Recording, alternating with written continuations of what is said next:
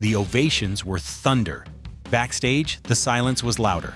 ABBA could walk on stage and make tens of thousands breathe in sync. Yet the minutes after the encore felt strangely hollow. The machine kept winning. Charts, trophies, magazine covers. But the people inside it were running out of oxygen. Then a melody arrived that didn't try to be bigger, brighter, or faster. It didn't chase disco lights. It sat down beside the hurt and spoke softly. That quiet insistence would steady a band that looked perfect on posters and frayed at the edges in real life. It wouldn't just become a hit, it would become a hand to hold. And the way it got there says more about them than any spotlight ever could. They didn't start with world domination in mind. They started with the itch to write something that felt good to sing. Björn's folk instincts kept the structures clean. Benny's piano turned simple ideas into meteor showers. Agneta's voice was a beam. Frida's was warmth with a side of iron. When Waterloo blew the doors off Eurovision, the map redrew itself overnight.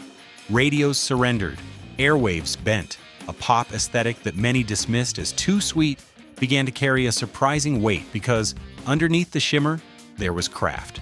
Surgical chord choices, harmonies that lifted without shouting, lyrics that smuggled doubt into the glitter.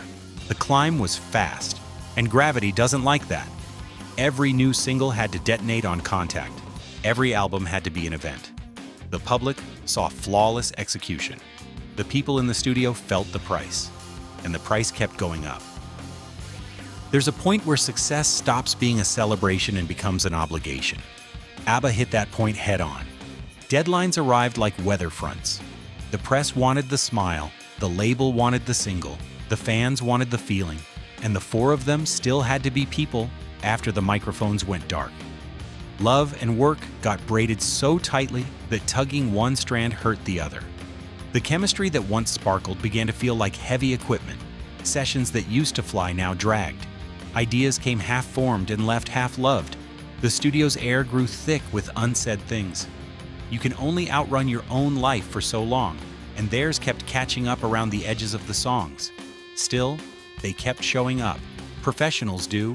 They tuned the guitars, they rolled tape, they tried again. The charts don't care how you're doing, they only care what you deliver, and the delivery van was late. It didn't start as a revelation. It started as a clumsy draft with a melodramatic working title that didn't fit, a melody that wanted to comfort, trapped inside lyrics that wanted to argue. The first version pushed too hard, then somebody stopped pushing. The arrangement shifted away from confrontation toward consolation. A hint of Andean lilt slipped in, the kind of wistful motion you hear in old air, not in a dance floor banger. Suddenly, the song didn't point a finger. It opened a door. The piano wasn't a hammer anymore, it was a blanket. The lyric stopped trying to win and started to listen. The title changed faces until only one word remained: small, tender, precise. Chiquitita. A song that had been a complaint became a promise. And in a room where tension had been a constant guest, everyone felt the air lightened by a notch. It wasn't the loudest thing they'd written. It was the truest thing they could sing right then. That mattered more. A gentle song needs the right first step. It found one in a place where pop music rarely whispers, the United Nations. A charity concert for children was being set. The sort of global moment where messages drown in spectacle unless the message is strong enough to breathe on its own. ABBA brought their new ballad and chose not to polish its edges into something grander. They let the tenderness stand. The hall that normally heard speeches heard instead a human voice telling another human being to keep going. And then they handed the song over, committing its earnings to help kids who would never know the names on the gold records. The symbolism could have stayed symbolic. It didn't. The record went out and found the people it needed to find. The market that wanted hooks got one. The listener who needed comfort got more. The band that needed a reason to keep believing found one in the act of letting go.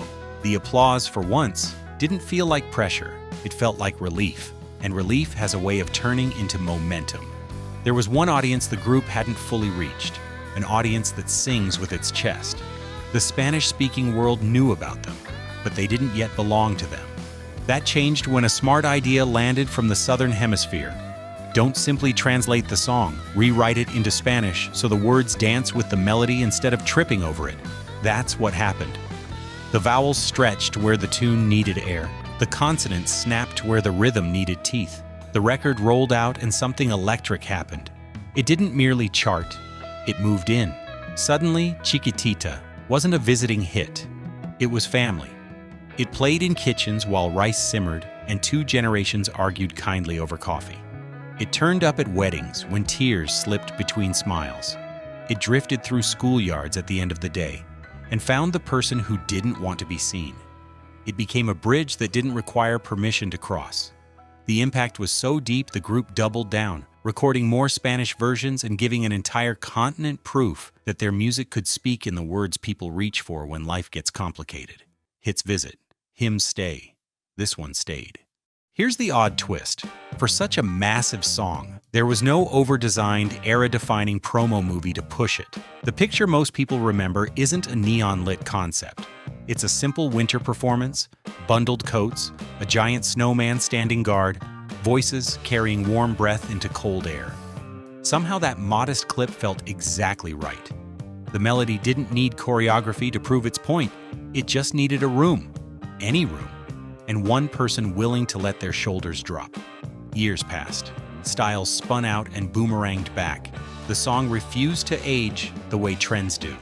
A new lyric video appeared decades later, and the track slipped into young playlists without announcing its passport. People found it at 2 in the morning when sleep wouldn't come, and at 8 in the morning when they had to be brave for someone else. It was the link a friend texted with no explanation. It was the button you pressed before you knew what to say. In a world that feeds you noise, the quiet thing can feel like rebellion. Chiquitita is quiet on purpose. That's why it keeps winning the long game. You can tell a song's power by what happens when the band that made it decides to let memory and technology share a stage. Walk into the arena where ABBA's digital younger selves perform with a live band, and you'll see something rare. 3 generations reacting the same way at the same time. The show is full of thunderclap moments, but when the gentle ballads arrive, you can feel the atmosphere tilt. The lights don't need to chase the beat. The beat is in people's throats.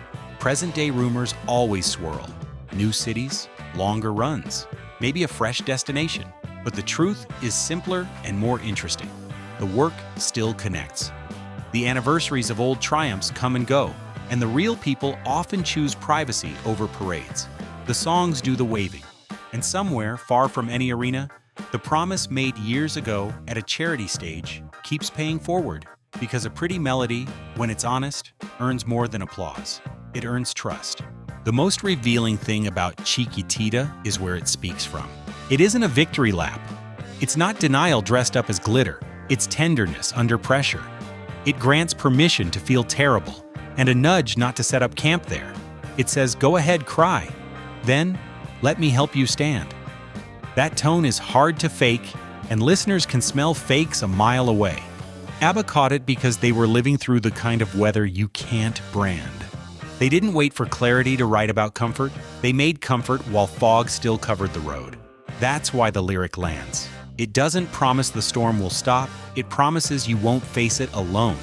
And if you've ever been the person who needed exactly that, you know how rare it is to find in a pop song that millions also want to sing. That paradox, intimate and global at once, is the trick only a few records pull off. This one does it in 3 minutes that feel like a hand on your shoulder you didn't know you missed. Every few years, the track finds a new doorway into the culture. A cover in an unexpected place, a scene in a show where a character finally admits something out loud, a stadium full of strangers who harmonize like they rehearsed, though none of them did. The reason is simple. Melodies fade when they exist, only to pin a moment in time. They endure when they help you survive that moment. Chiquitita is practical art. It does a job. It shows up when it's awkward to ask for help, and somehow asking gets easier if the song asks first. It's the rare pop record that you can sing with your grandmother without either of you feeling talked down to.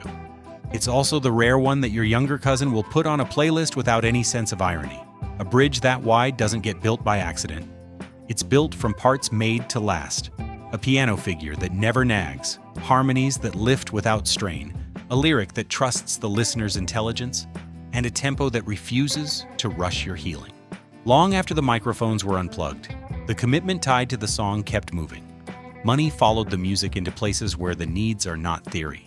It helped keep children fed, helped them sit in classrooms instead of on the street, helped them talk to someone when the world got too heavy.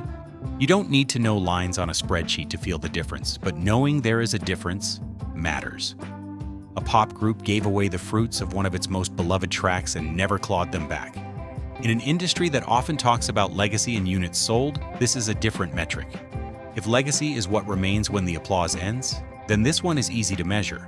A quieter world for kids who didn't get a fair start. The melody is beautiful. The math is beautiful too. So we're back where we started, a band on the brink, a soft song that refused to be loud, and an audience that keeps arriving with their own stories. The crowd's roar dies fast after the lights go up. The walk to the car is long. That's when certain songs decide to leave with you. This one does. It's not the anthem you scream, it's the one you lean on. If a chorus can be a companion, this is proof. If a verse can feel like a friend staying up with you until the worst passes, this is proof.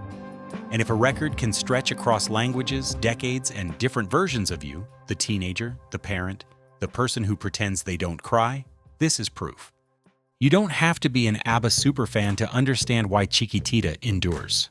You just have to remember the last time you were close to breaking, and someone, reached across the noise and said, "I'm here." That's the whole secret. That's the lifeline. And if this song has held you even once, you already know. Sometimes the quiet track is the one that saves you. If a quiet chorus can steady a life, imagine what's next. Subscribe now and let the bell nudge you when the next hidden chapter drops. We go fast, keep it true, and always dig beneath the applause. What moment did this song walk you through? Drop it below. Your story might be the bridge someone else needs next.